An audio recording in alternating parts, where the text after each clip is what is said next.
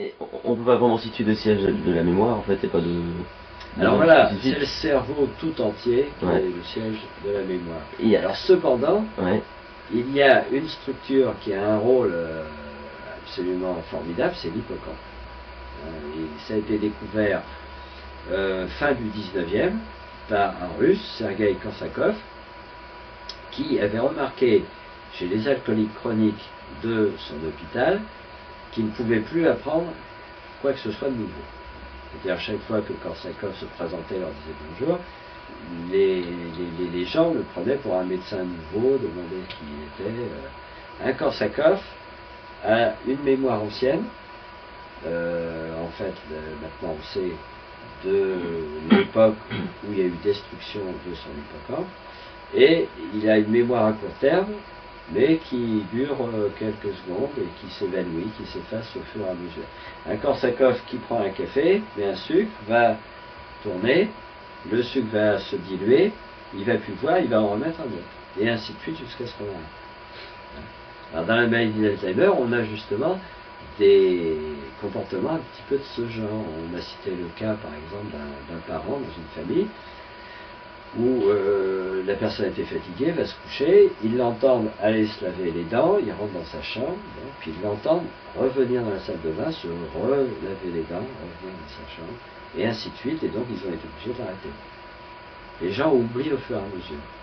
L'autopsie des malades a montré que l'hippocampe était détruit par justement l'alcool. On sait depuis que c'est une structure très fragile, et qu'avec l'alcool, les cellules meurent carrément. On voit plutôt l'hippocampe actuellement comme une sorte d'archiviste, celui qui compare les nouveaux souvenirs avec les anciens. Par exemple, toi Vincent, je te vois aujourd'hui, mais aujourd'hui c'est avec une caméra, je fais la différence avec la fois où tu es venu au laboratoire, où tu nous as fait des démonstrations de précipitation, et ça c'est mon hippocampe qui compare les choses anciennes avec les choses nouvelles et restocke par exemple le même visage mais dans un contexte nouveau. Mais alors c'est plutôt lié à la mémoire épisodique là, parce que... Exactement, c'est ce qu'on appelle, alors maintenant on y voit plus clair grâce à la découverte du Canadien et d'Alteville, la mémoire épisodique. Alors, on pense que l'hippocampe stocke de façon épisodique. D'accord. En effet, ceux qui ont étudié des malades de l'hippocampe, comme ça des malades hippocampiques, ont montré qu'ils ne peuvent plus enregistrer de manière épisodique, ou plus globalement on appelle ça la mémoire déclarative, c'est-à-dire de souvenir liés aux mots ou aux images, aux visages, mais ils sont capables d'apprendre des savoir-faire. J'ai un ami qui est un neurologue à Louvain, qui a essayé différentes méthodes de rééducation chez un jeune prof d'histoire géo qui a une destruction de l'hippocampe, et ils lui ont appris à se servir d'un ordinateur. Mais si on lui dit « Est-ce que tu sais te servir d'un ordinateur ?», il dit « Non, j'ai jamais appris ». Ah ouais, il sait le faire. Et par contre, si on le place devant un ordinateur, il va appuyer sur l'interrupteur, il va prendre la souris, il sait faire. Il sait faire, mais il ne sait pas qu'il sait. Et alors, donc un neuropsychologue américain en Californie qui a beaucoup étudié des choses comme ça, qui s'appelle Larry Squire, a proposé justement deux mémoires basées sur deux grands systèmes, et il a appelé cette mémoire la mémoire procédurale. Ah. Est-ce que ces gens-là sont capables quand même de résoudre des problèmes simples comme des additions, des... Comment... Alors, là c'est fait plus... Alors les hippocampiques sont capables d'utiliser tous leurs souvenirs d'avant la lésion. Mais ils ne peuvent plus rien apprendre de nouveau. Alors, pour reprendre quelque chose de comparable à ta demande, si un Korsakov sait jouer aux échecs, il peut jouer aux échecs parce qu'il a sous les yeux les pièces. Il n'y a pas d'effort de mémoire à faire. En revanche, il ne pourra pas jouer au bridge ou à la belote. Parce qu'il ne va pas se souvenir des plis. Ah d'accord. Il se souviendra que là c'est plus fort que le roi plus fort que la reine. Il ne se rappellera plus qui. Mais il ne se rappellera pas des plis qui sont tombés, et donc il se rappellera plus. Il saura plus s'il peut jouer sa dame de pique par exemple, ne se rappelant plus si l'as ou le roi est tombé peu de temps auparavant. En revanche, un jeu d'échecs, s'il savait jouer avant, il l'a sous les yeux, donc il n'a pas à mémoriser les étapes antérieures. Un Korsakov vit dans un présent perpétuel, un passé, son passé avant la lésion, et un présent de quelques dizaines de secondes. Et il y a des théories comme quoi, qui prétendent que la mémoire serait au niveau cellulaire, c'est-à-dire que on retrouverait la mémoire au niveau de chaque membre. Oui, quand on fait ça. Oui. Bah non, parce que il nous faut nos 100 milliards de neurones pour faire toutes nos mémoires.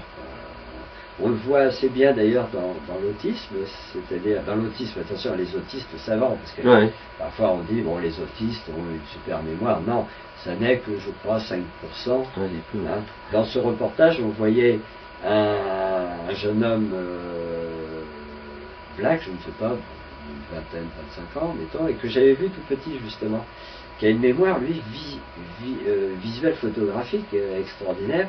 Et à l'époque, quand il était tout petit, je l'avais vu dessiner de mémoire la gare Victoria à Londres, alors qu'il avait regardé comme ça, sans trop faire attention. Mais vraiment, il y avait une précision vraiment photographique, telle qu'on l'a dans la perception. Et là, ils ont fait un truc faramineux, ils l'ont baladé au-dessus de Rome en hélicoptère, et pendant 3 jours, ils lui ont présenté une grande planche en dessin circulaire, et il a arrêté, parce qu'il était épuisé évidemment, mais il a fait une grande partie de la ville qu'il a vue, avec une précision, mais il y avait quelques petites erreurs, mais il y avait le Colisée, ils ont fait une superposition de la photo, et c'était vraiment le même nombre de fenêtres, de colonnes. C'est vraiment faramineux, mais toutes les rues, c'était comme une photo.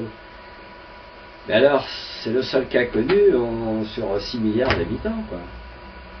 C'est même pas 1%, c'est 1 sur 1 milliard. C'est une anomalie, quoi, en fait. Alors, oui, mais alors, elle est quand même très intéressante, parce que j'en parle souvent avec mon collègue Jean-Pierre Gaillard, qui est spécialiste de la perception, parce que c'est quand même troublant. Lorsqu'on voit, on voit avec cette précision photographique. Bon, alors elle est liée à la petitesse de la fovea. Alors j'aurais bien aimé voir, mais ils ne disent pas dans le documentaire, personne ne l'a fait, il n'y a même pas eu d'imagerie médicale. Est-ce que lui n'a peut-être pas de fovea, c'est-à-dire qu'il a peut-être toute sa rétine qui est câblée comme la fovea, qui est la partie centrale, qui du fait de son câblage très précis permet une acuité visuelle formidable. Alors lui, il a peut-être une fovea qui est très grande et qui couvre un champ énorme, ou alors il a des processus qui fait que notre image perceptive qu'on a avec précision pendant une fraction de seconde et qui après est abstraite pour donner des choses générales, peut-être qu'il n'y a pas de processus d'abstraction et que sa mémoire stocke vraiment de façon photographique. C'est vraiment étrange, et l'explication, là, pour l'instant, on ne la connaît pas du tout. Il faudrait. Du tout. Au contraire, le fait d'être scientifique et connaître beaucoup de choses rajoute au mystère, quoi. On fait quelques hypothèses, tu vois, comme moi, je dis, est-ce qu'il n'y a pas de fovea, toute sa rétine est très très bien câblée. Est-ce qu'il a justement une grande partie de son cerveau qui sert principalement à ça? Est-ce que dans l'hypothèse que certains développent dans ce film est vraiment très très curieuse mais intéressante, parce que il remarque que dans certains cas, et là c'est pareil, c'est un cas sur des millions, un choc au niveau temporal où il y a plutôt le stockage du langage et de l'abstraction. Un choc au niveau temporal va révéler une mémoire du détail meilleure chez quelques individus. Comme si il y avait une mémoire du détail dans l'hémisphère droit, par exemple, et que l'hémisphère gauche ne prend que le résumé, en quelque sorte. Alors ça aussi, c'est une hypothèse. Bon, donc on a beau travailler sur la mémoire depuis 5-8 siècles avant notre ère, on a encore plein de choses.